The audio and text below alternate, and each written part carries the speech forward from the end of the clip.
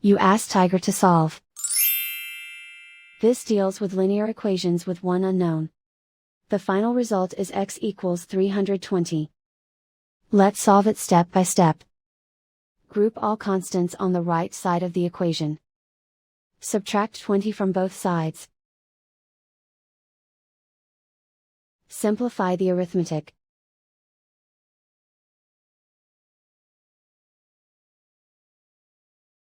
Isolate the x. Multiply both sides by inverse fraction 4/1.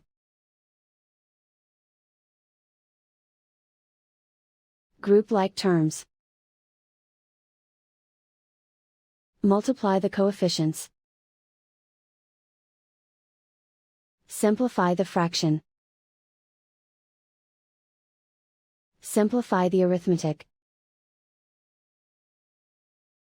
And so the final result is x equals 320.